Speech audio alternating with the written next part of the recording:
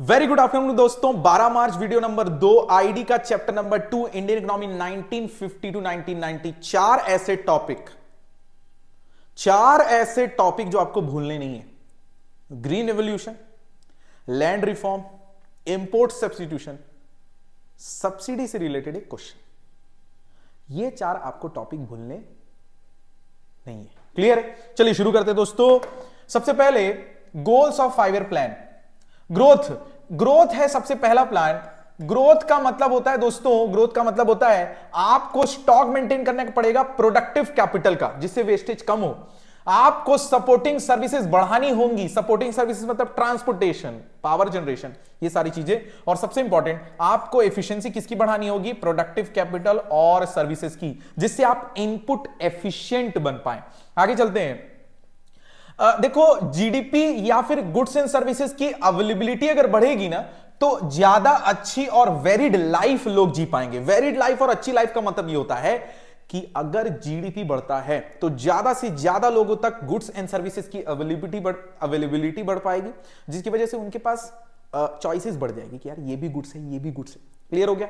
आगे, contribution of each economic sector to the GDP makes up structural composition of economy. जैसे example के लिए हमारी इकोनॉमी का जो स्ट्रक्चर है जीडीपी में कंट्रीब्यूशन का, वो कैसा है? सबसे ज्यादा सर्विस सेक्टर, फिर दूसरे नंबर पर एग्रीकल्चर, फिर लास्ट नंबर पे सेकेंडरी। चाइना की अगर बात करोगे दोस्तों, तो वो लोग सर्विस सेक्टर के बाद सीधे सेकेंडरी सेक्टर में हैं। पहले उन लोग सेकेंडरी सेक्टर में सबसे ज्यादा थे। तो ये जो स्ट्रक्चरल कॉम्पोजिशन होता है कि जीडीपी में कौन सा सेक्टर कहां कंट्रीब्यूट कर रहा है सबसे ज्यादा, और ये कंट्री टू कंट्री डिफर करेगा। उसके बाद है मॉडर्नाइजेशन। हमारा पूरा फोकस है कि प्रोडक्शन हम करेंगे, बढ़ाएंगे गुड्स एंड सर्विसेज का यूज ऑफ क्या? New technology. सिर्फ टेक्नोलॉजी में नहीं, सोच में भी चेंजेस लाना है। Change in social outlook. सोच में चेंजेस लाने का मतलब है जेंडर एम्पावरमेंट, वुमेन्स को भी इक्वल इंपॉर्टेंस दिया जाए। वर्क एथिक्स, वर्क प्लेस पर। Self reliance. देखो, सेल्फ रिलायंस करने के सबसे बड़े दो रीजन दोस्तों। कौन से दो बड़े रीजन है? रिड्यूस फॉरेन डिपेंडेंस, दूसरों पर, फॉरेन पर डिपेंडेंसी कम करनी है, स्पेशली फॉर फूड, यूएस के चक्कर के कारण, और फॉरेन इंटरफेरेंस हमको कम करवाना है। देखो, अगर हमारी डिपेंडेंसी दूसरे कंट्री पर बढ़ते रहेगी ना, दूसरे कंट्री पर अगर हमारी डिपेंडेंसी बढ़ते रहेगी ना, तो वो इंटरफेरेंस करते रहेंगे। क्या करते रहेंगे? इंटरफेरेंस। किस चीज में? Political decision, social decision, economical decision. और आपको नहीं लगता कि डिसीजन तो ऑटोनॉमी बेस्ड होना चाहिए? डिसीजन तो नीड के हिसाब से होना चाहिए, ना कि कोई एक आर्बिट्रेरी या कोई पर्टिकुलर कोई कंट्री को बेनिफिट पहुंचे ऐसा डिसीजन नहीं होना चाहिए। तो हमको क्या अवॉइड करना है दोस्तों? हमको अवॉइड करना है इंटरफेरेंस। उसके लिए हमको क्या करना पड़ेगा? जो इंपोर्टेड गुड्स के सप्लाई पर या फिर जो फॉरेन टेक्नोलॉजी पर हमारा जो डिपेंडेंसी है, उसको क्या करना है दोस्तों? रिड्यूस करना है। अब देखो, अगर जीडीपी का benefit that is economic prosperity, क्या लिखा है? इकोनॉमिक प्रोस्पेरिटी, अगर हर सेक्शन ऑफ द सोसाइटी तक पहुंचे तो अच्छी बात है। इसका मतलब इंडियन सिटीजन जितने भी हैं सभी को वो अपनी बेसिक नीड्स क्या कर पाए दोस्तों? फुलफिल कर पाए। तभी तो उनकी स्टैंडर्ड ऑफ लिविंग क्या हो पाएगी? सही हो पाएगी। और तब हम हमारे कंट्री में सोशल जस्टिस को क्या कर पाएंगे दोस्तों? प्रमोट कर पाएंगे। अगला पार्ट है, देखो, हमारी कंट्री में है लैंड रिफॉर्म, हमारी कंट्री में है अबॉलिशन ऑफ जमींदारी की पॉलिसी, हमारी कंट्री में है लैंड सीलिंग, हमारी कंट्री में है ग्रीन रेवोल्यूशन। क्या या? Green revolution. ये तीनों पॉलिसीज में चेंजेस का सबसे बड़ा रीजन बना हमारी कंट्री की पॉलिसीज बिफोर रिफॉर्म्स, हमारी कंट्री की एग्रीकल्चर सेक्टर की प्रॉब्लम्स बिफोर रिफॉर्म्स। तो एग्रीकल्चर सेक्टर इससे पहले क्या प्रॉब्लम से वो झेल रहा था, क्या प्रॉब्लम झेल रहा था, वो समझते हैं। सबसे पहली प्रॉब्लम है लो प्रोडक्टिविटी। अगर आपकी कंट्री में ऑब्सोलीट टेक्नोलॉजी, आपके कंट्री में अगर फर्टिलाइजर का यूज नेग्लिजिबल लेवल का हो रहा है, आपके कंट्री में जो टेक्निक यूज हो रही है वो बहुत पुरानी है, ओल्ड मेथड्स हैं, तो आप per hectare of output of land बहुत कम रखेंगे। डिसगाइज अनएम्प्लॉयमेंट, इसका मतलब ये होता है कि नीड से ज्यादा लोग जब वर्क कर रहे हैं ना, तो उस सिचुएशन को क्या बोलते हैं हम लोग? जो एक्स्ट्रा लेबर फोर्स हैं, जिनका एक्स्ट्रा लेबर फोर्स, जिनका आउटपुट में कंट्रीब्यूशन जीरो है। आगे चलते हैं, हाई डिपेंडेंसी ऑन रेनफॉल। क्यों? क्योंकि हमारी कंट्री में पुअर एग्रीकल्चर टेक्निक्स थी इरिगेशन से रिलेटेड। सब्सिस्टेंस फार्मिंग, हमारा पूरा जो आउटलुक था वो ये था कि हम सिर्फ अपने लिए बनाएंगे without any surplus for trade. हम बिजनेस के पॉइंट ऑफ व्यू से एक्स्ट्रा नहीं बनाते थे, हम सिर्फ बनाते थे अपने लिए, तो हम कम ही बनाएंगे। फिर है outdated technology, many obsolete technology, harvesting machine. सबसे बड़ी लाइन क्या लिखी पता है? कहीं कहीं तो आपको मैनुअल करना पड़ेगा लेबरिंग काम, और जो टीडीएस है बहुत ज्यादा थकाने वाला है प्रोसेस।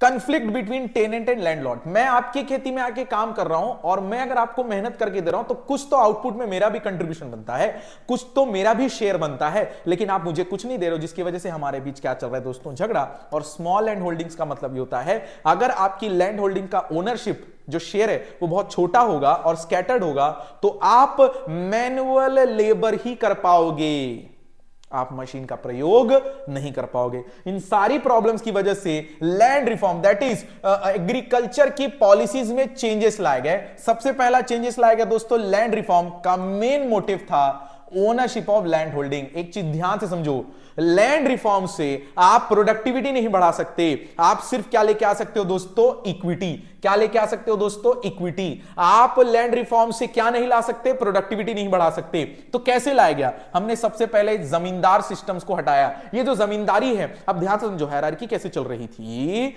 ब्रिटिशर्स, जमींदार, फार्मर्स। ब्रिटिशर्स निकल लिए, जमींदार को लात मार दिए, ऊपर पहुंच गया गवर्नमेंट। तो अब गवर्नमेंट के बाद सीधे डायरेक्ट कांटेक्ट में कौन है? फार्मर। तो इसलिए देखो क्या लिखा है, the abolition of intermediary brought 200 lakh tenants direct contact with the government. Government ने क्या किया? इनको ओनरशिप राइट्स दिए, जिससे उनका जो इंसेंटिव है वो बढ़ गया, जिसके कारण वो ज्यादा से ज्यादा ग्रोथ में क्या कर पा रहे हैं दोस्तों? कंट्रीब्यूट कर पा रहे हैं। लेकिन एक दिक्कत हुई, जो अबॉलिशन ऑफ जमींदारी सिस्टम है ना, ये फुल्ली अचीव नहीं हो पाया। मतलब क्या सर? एग्जांपल के लिए लेते हैं कि राजनांदगांव, दुर्ग और रायपुर में तो जमींदारी सिस्टम हटा लिया गया, लेकिन बिलासपुर, अंबिकापुर, रायगढ़, खैरागढ़ यहां पर अचीव नहीं कर पाए। क्यों? देखो क्या लिखा है, in some areas former zamindar continue to own large areas of land by making use of some loopholes in the legislation.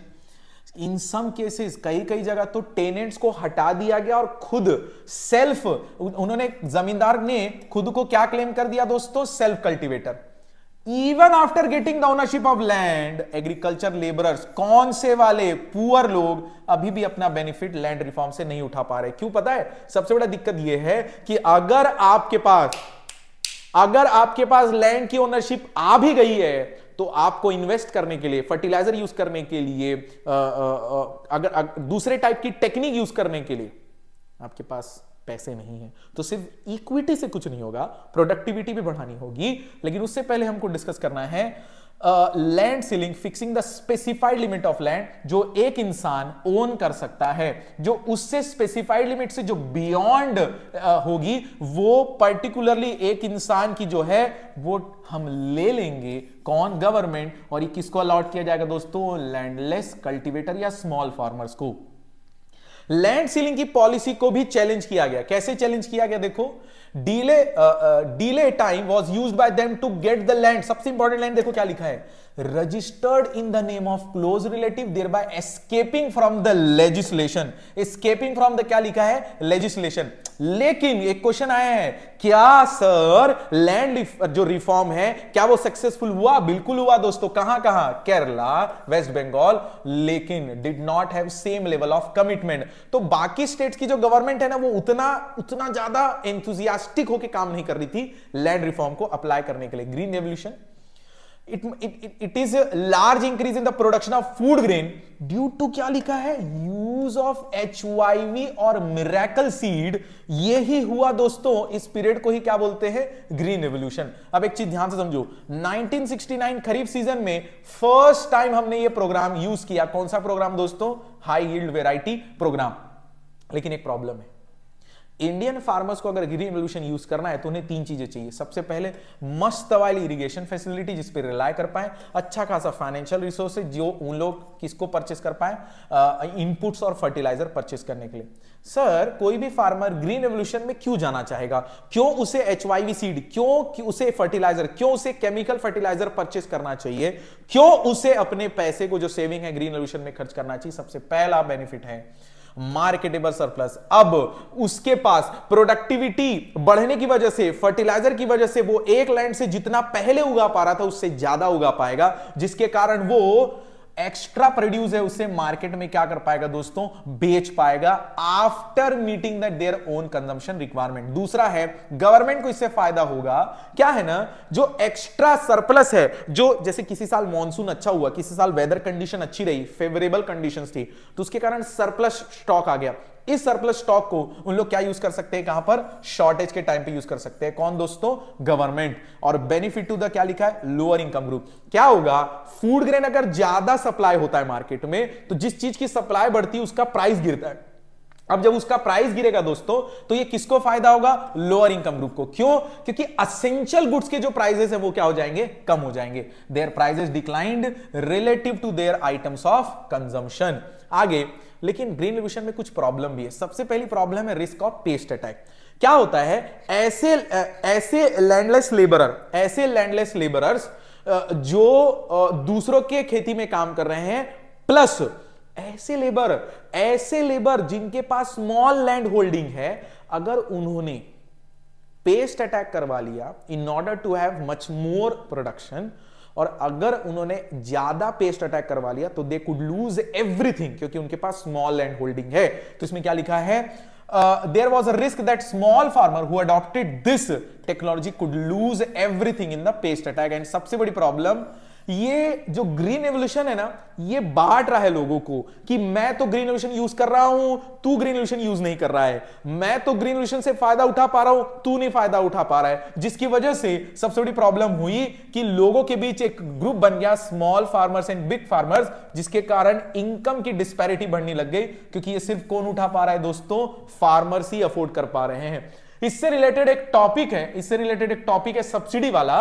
तो सब्सिडी वाले टॉपिक में दो है, एक अगेंस्ट में है और एक फेवर में। फेवर में क्यों है, आपने अभी पढ़ा, फेवर में क्यों है, अगर ये ग्रीन रिवॉल्यूशन का फायदा उठाना है तो सब्सिडी देना चाहिए। क्यों देना चाहिए, क्योंकि डिस्पैरिटी खत्म हो जाएगी, रिस्क ऑफ पेस्ट अटैक खत्म हो जाएगा। और नहीं क्यों देना है, क्योंकि ये बर्डन है गवर्नमेंट के फाइनेंस पर, और ज्यादातर बेनिफिट सिर्फ बिग फार्मर ही ले पा रहे हैं। सबसे इंपॉर्टेंट टॉपिक है इस पूरे चैप्टर का दोस्तों, इंडस्ट्रियल डेवलपमेंट। क्या है दोस्तों, इंडस्ट्रियल डेवलपमेंट। सबसे बड़ा टेंशन ये हुआ कि ब्रिटिशर्स जाने के बाद हमारी कंट्री का जो इंडस्ट्रियल बेस था वो उतना अच्छा नहीं था। हमारी कंट्री में सिर्फ और सिर्फ नाम मात्र के कुछ ही इंडस्ट्रीज थे जो पूरे कंट्री के लिए सफिशिएंट नहीं थे कैपिटल गुड्स के लिए। तो गवर्नमेंट ने ये सोचा कि यार हमको लगता है कि अब गवर्नमेंट को ही कूदना पड़ेगा इंडस्ट्रियल डेवलपमेंट में। क्यों, क्योंकि प्राइवेट सेक्टर क्यों नहीं कूद रहा है, shortage of capital with the private sector. Sir private sector के पास अगर पैसा भी है ना तो भी वो बिजनेस नहीं खोलना नहीं चाह रहे। क्यों, क्योंकि जो जिस मार्केट में वो पैसा लगाना चाह रहे हैं वो उतना बड़ा मार्केट नहीं है। और अगर हम पैसे दे भी दें तो प्रॉब्लम यह है, इंडस्ट्रियलाइजेशन प्रोसेस में वो लोग कैपिटल इंटेंसिव यूज करेंगे, और वो क्या यूज नहीं करेंगे दोस्तों, सबसे बड़ी प्रॉब्लम, वो लेबर इंटेंसिव यूज नहीं करेंगे। तो सबसे बड़ी प्रॉब्लम हो जाएगी इक्विटी की, क्योंकि कुछ ही लोग आगे आ पाएंगे, और social welfare that is employment generation वाला यूज नहीं हो पाएगा। 1956 में सेकेंड आईपीआर बना, उसमें सबसे पहले इंडस्ट्रीज को क्लासिफाई किया गया। Schedule A exclusively owned by क्या था, schedule A state that is public sector, कितनी इंडस्ट्री थी, 17। शेड्यूल बी में इनिशिएटिव कौन लेगा दोस्तों, पब्लिक, और प्राइवेट सेक्टर उनको क्या करेगा, उनके एफर्ट्स को सप्लीमेंट। और शेड्यूल सी जो था, रिमेनिंग इंडस्ट्री सिर्फ और सिर्फ किसके लिए थी दोस्तों, प्राइवेट सेक्टर के लिए। लेकिन ध्यान देना, शेड्यूल सी ही एक ऐसा शेड्यूल है जो किसके थ्रू रेगुलेट किया गया दोस्तों, लाइसेंसिंग सिस्टम के थ्रू। तो लाइसेंसिंग सिस्टम किसके लिए लाया गया, शेड्यूल सी के लिए। All industrial license a written permission from the government and industrial unit to manufacture goods. The Industry Development Act, देखो किसके किसके लिए लेना है, setting up a new industries, expansion of existing ones and diversification of product।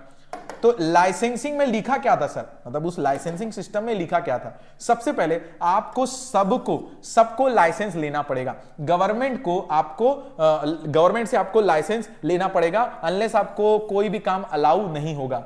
और अगर आपको licence बहुत जल्दी चाहिए, आपको क्विक लाइसेंस चाहिए, मतलब ये प्रोसेस में आपको फंसना नहीं है, तो आपको कहां जाना पड़ेगा दोस्तों? बैकवर्ड एरिया में। मैं क्यों जाऊं बैकवर्ड एरिया में? अगर आप बैकवर्ड एरिया में जाओगे तो उन यूनिट्स को government certain concession, tax benefits, electricity at a lower tariff मिलेगा। License was needed even if existing industry को क्या करना हो, या तो एक्सपांड करना हो या फिर क्या करना हो दोस्तों, डाइवर्सिफाई करना हो। अगला पार्ट है small scale industries. Carb committee को 1955 को लगता है कि रूरल डेवलपमेंट को प्रमोट करने के लिए आपको स्मॉल स्केल इंडस्ट्रीज को यूज करना चाहिए। क्यों? क्योंकि जो स्मॉल स्केल इंडस्ट्री है वो लेबर इंटेंसिव है, दैट इज एम्प्लॉयमेंट जनरेट करके देंगे। बिग फर्म्स से अगर अच्छा देखो, अगर एसएसआई को प्रमोट करना है रूरल डेवलपमेंट के लिए, क्यों? क्योंकि वो एम्प्लॉयमेंट जनरेट कर रहे हैं, तो गवर्नमेंट को उन्हें प्रोटेक्ट करना होगा। तो प्रोटेक्शन किससे दिया जा रहा है? बिग फर्म से। क्यों? क्योंकि वो बिग फर्म से कभी भी कंपीट नहीं कर पाएंगे। वो कब फ्लरिश होंगे, कब अच्छा कर पाएंगे मार्केट में? जब उन्हें लार्ज फर्म से क्या किया जाए दोस्तों? प्रोटेक्ट किया जाए। तो गवर्नमेंट ने क्या किया? प्रोटेक्ट करने के लिए इनके लिए रिजर्वेशन बनाया। कुछ ऐसे प्रोडक्ट हैं स्मॉल स्केल इंडस्ट्रीज के लिए प्रोटेक्ट कर दिए गए। मतलब यहां पे कौन नहीं आएगा दोस्तों? बिग फर्म्स नहीं आएगी। अब लिखा है small scale industries generate more employment, क्योंकि ये कौन सा इंटेंसिव है दोस्तों? Labour intensive. सबसे इंपॉर्टेंट लाइन याद रखना है, various concession, small scale industries were also given concessions such as a lower excise duty, bank loan at a lower interest rate. इस चैप्टर का सबसे दूसरा इंपॉर्टेंट टॉपिक वो है इंपोर्ट सब्स्टिट्यूशन। कुछ गुड्स हम बाहर से इंपोर्ट करते थे और उसकी वजह से हमारा जो सेल्फ रिलायंस वाला ऑब्जेक्टिव है वो अचीव नहीं हो पा रहा था। हमारे फॉरेन एक्सचेंज जो है गिरते ही जा रहे थे और बहुत ही कम होते जा रहे थे। इन दोनों से बचने के लिए, इंटरफेरेंस को अवॉइड करने के लिए, फॉरेन डिपेंडेंस को रिड्यूस करने के लिए हमने सोचा अब हम क्या करेंगे? रिप्लेस करेंगे इंपोर्ट्स को किसके साथ दोस्तों? अपने डोमेस्टिक प्रोडक्शन को। तो इंपोर्ट सब्स्टिट्यूशन लाएंगे कैसे, क्यों लाएंगे, पहले वो डिस्कस कर लेते हैं। क्योंकि हमें फॉरेन एक्सचेंज बचाना है और हमें क्या भी मैंने बोला था? Self reliance. और ये करेंगे कैसे? दूसरे कंट्री के प्रोडक्ट को आने से रोकेंगे कैसे? क्योंकि हमारे यहां तो ऐसे लोग हैं ना जो इंपोर्टेड गुड्स को खरीदना चाह रहे हैं। तो सबसे पहले टैरिफ्स, सबसे पहले क्या लगाएंगे गुड्स पर? टैरिफ। जिससे क्या हो जाएगा? इंपोर्टेड गुड्स क्या हो जाएंगे? बहुत ज्यादा कॉस्टली हो जाएंगे, एक्सपेंसिव हो जाएंगे और उसको खरीदना क्या हो जाएगा? डिस्करेज। अब जैसे डिस्करेज होंगे तो लोग उसका ऑल्टरनेटिव ढूंढेंगे और ऑल्टरनेटिव के फॉर्म में हम उनको क्या देंगे दोस्तों? Domestic production. दूसरा, अगर टैक्स से नहीं रोक पाए तो हम उसको कैसे रोकेंगे? क्वांटिटी के through. It is a fixing the maximum limit on the imports of a commodity by a domestic producer. इस चैप्टर का लास्ट टॉपिक डिस्कस करते हैं दोस्तों। पूरे चैप्टर को, अगर आपको पूरे चैप्टर को रिवाइज करना है ना, तो आप क्रिटिकल अप्रेजल पढ़ सकते हो। तो सबसे पहला, the proportion of GDP contribute by industrial sector increased the period from 11.8% to 24.6। हर साल एनुअल ग्रोथ कितना चल रहा था? 6%, जो कि बहुत एडमिरेबल है। Indian industry was no longer restricted to cotton and jute. क्यों? क्योंकि हमारी इंडस्ट्री क्या हो चुकी है? डाइवर्सिफाई हो चुकी है। सबसे बड़ा फायदा हुआ एसएसआई ओपन होने की वजह से, क्योंकि स्मॉल कैपिटल के साथ भी अब बिजनेस ओपन किया जा सकता है। और सबसे बड़ा protection from foreign competition, that is import substitution के कारण हमारे जो डोमेस्टिक इंडस्ट्रीज है वो क्या कर पाई दोस्तों? डेवलप कर पाई। वो नहीं हो पाती डेवलप अगर क्या नहीं आता? Import substitution. लेकिन ये प्रोटेक्शन की वजह से दो ड्रॉबैक आए। क्या ड्रॉबैक आए? सबसे पहला, हम बहुत ज्यादा फोकस करते रह गए किस पर? इनवर्ड लुकिंग स्ट्रेटेजी पर। हमें किस पे भी फोकस करना चाहिए था? एक्सपोर्ट करने पर, ताकि हम क्या बढ़ा पाते दोस्तों? फॉरेन एक्सचेंज बढ़ा पाते। और दूसरा, हमारे कंट्री के डोमेस्टिक प्रोडक्शन को कभी भी कंपटीशन मिल ही नहीं पाया। तो इसका मतलब ये हो गया कि डोमेस्टिक इंडस्ट्री जो प्रोड्यूस करेगी, व्हाटएवर दे प्रोड्यूस, उसे हमको क्या करना पड़ेगा? कंज्यूमर को परचेस करना पड़ेगा, जिसके कारण वो कभी भी वर्ल्ड क्लास प्रोडक्ट नहीं बनाएगा, क्योंकि कंपटीशन ही नहीं है। तो क्यों वर्ल्ड क्लास प्रोडक्ट बनाए? Licensing policy help the government to monitor and control the industrial production. ध्यान से समझो अगली लाइन, इसके पे क्वेश्चन आ सकता है। Excessive regulation by government created two difficulties. सबसे पहली difficulty, misuse. Large industrial sector जो थे ना, एलएसआई, जो बड़े इंडस्ट्रियल प्रोजेक्ट्स लेके आते थे जिनका इन्वेस्टमेंट 10,000 15,000 करोड़ का हुआ करता था, ये लाइसेंस नई इंडस्ट्री सेटअप करने के लिए नहीं ले रहे, बल्कि to prevent competitors from starting a new firm, तो ये लोग मिसयूज कर रहे हैं। और दूसरा time consuming, the cumbersome and complex procedure to obtain licence was very time consuming, जो ज्यादातर इंडस्ट्री सिर्फ क्या कर जाते थे, लाइसेंस लेने में ही टाइम गवा देते थे, जो फर्स्ट मूवर एडवांटेज नहीं बन पाते थे। ये जो 6th पॉइंट है ना दोस्तों, इसको याद कर लेना। Public sector made a remarkable contribution by creating strong industrial base, लेकिन प्रॉब्लम ये है कि गवर्नमेंट उन सेक्टर में मोनोपोली क्रिएट कर रहा है जो उनके लिए नॉन एसेंशियल एरिया है, जो कि आसानी से कौन हैंडल कर सकता है दोस्तों, प्राइवेट सेक्टर। जिसकी वजह से, ऐसा होने की वजह से उनका जो प्रेशियस फंड है किसका, पब्लिक सेक्टर का, वो उन एरियाज में जा रहा है जहां private sector could have been easily engaged.